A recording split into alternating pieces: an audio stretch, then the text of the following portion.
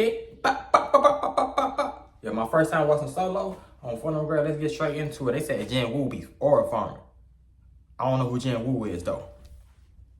What's poppin', ladies and gentlemen? Welcome back to the channel. How you doing? Now on today's vid, we are recapping episode 7 of the Solo Leveling series, and it's finally happened. After all these trials and tribulations, our boy Jinwoo has finally gotten the recognition he deserves. And I know I say this a lot, but today we are truly glazing Sung Jinwoo. Like, we got reporters that are glazing. We got family members that are glazing. We got S-rank hunters that lead the nation that are glazing. I mean, the entire population of Korea is glazing. And when there's so much glaze concentration happening to only one person within a certain proximity, you already know that means one thing. He's aura farming the shit out of all of them. So if you guys are excited about Sung Jinwoo's come up as much as I am, then get this video to 4K likes. We weren't really running any hands, so you know, I dialed it down a little bit. Let's just make it easy. Let's take a deep breath. And like always, if you guys want to help us reach the like goal, then drop in a comment, sharing the vid, and just watch until the end also helps. But besides all that, not gonna lie, I'm doing this really early in the morning, so I gotta stretch for this one.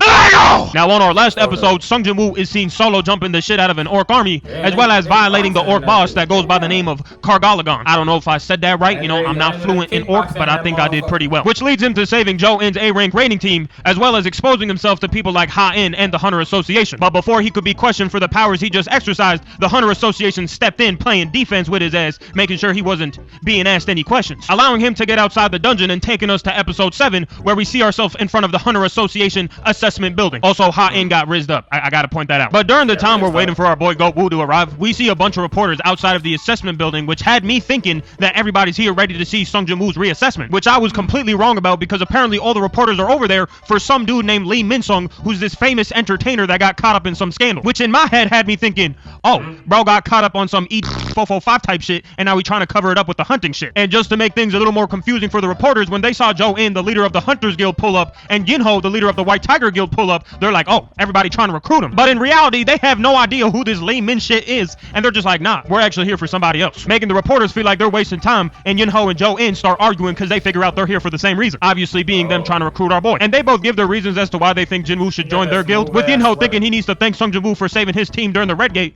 or at least, you know, part of them, and Jo-in also thinking the same thing with thanking him for the Kargalagon incident. I definitely fucked it up that time. But their conversation ends when the Fiends Guild leader pulls up saying, hey, none of y'all can have Lee Min-sung. And the two of them are just looking at him like, bruh, shut your dumb ass up, because nobody wants Lee Min shit. Bringing us over to Lee Min shit, who's now giving this big ass speech about how he's gonna sacrifice himself by becoming a hunter, which is, you know, just bullshit, because he's just trying to save face and get that money on. But as he's giving this random ass speech, Sung Jinwoo finally pulls up to the assessment building, and he's being pressed at the door by the bodyguard saying, hey, a very special somebody is coming, you can't come inside.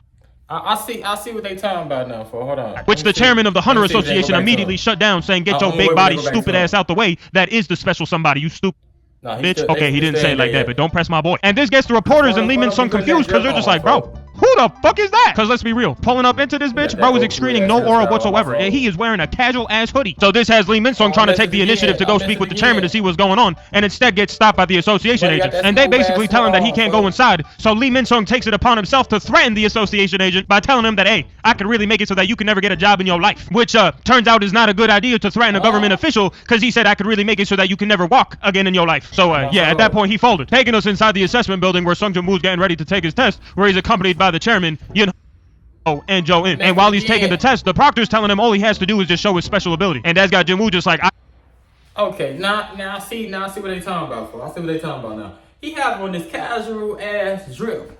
Jinwoo got on this casual ass drip. Everybody else got on suits.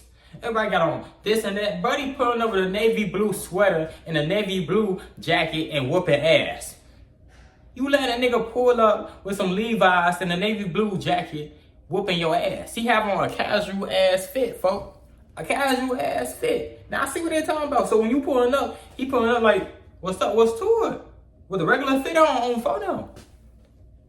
So he only pulls out one of his shadow soldiers, but then the chairman locks eyes with him and he's like, bruh, well, we know you can do better. And bro knew that the cat was out the bag because of the Kargalagon incident. Bro, I think I'm getting worse at saying it. And decides to aura farm the whole room by pulling out the entire shadow army.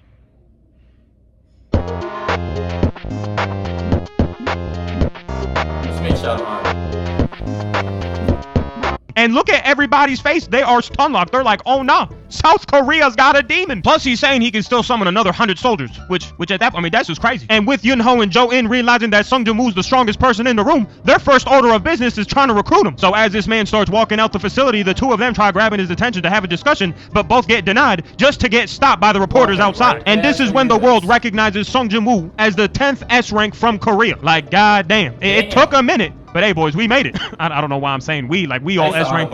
Fuck, we all E rank. But shit, Jinwoo made it. And this is when we get to see everybody's reaction to the news. We see Jinwoo's sister's reaction. We see the mining team's reaction. We see his ex-party leader's reaction. We see Ha In's reaction, who just looks pissed off. And finally see Jo Hee's reaction, who by far is best girl. Like, hands down. Y'all can't tell me otherwise. She supported him when he was E rank, and she supported him when he's S rank. Up or down, she's still supporting. And after getting everybody's reaction and forming the whole world, bro had to bust one last move and blitzes off the stage, making Yunho freak out even more because he realized that bro's on a different level. And low-key glad he didn't take that one fight outside the red gate, because goddamn, he would have been packed up. So ending the announcement to Sung Jinwoo's ascension to S rank, and now taking us to and low-key glad he didn't take that one fight outside the red gate, because goddamn, he would have been packed up. Ending the announcement to you get announced that you number one. You get announced that you number one.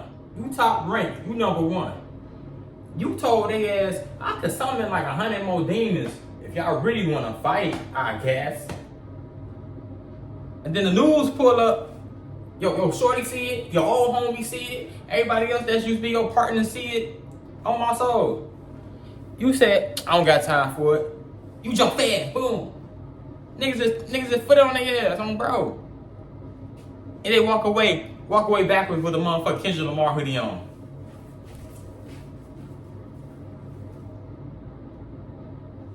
They want superpower, you neutralize, I'm only watching. Get your dumb ass on my soul, folks.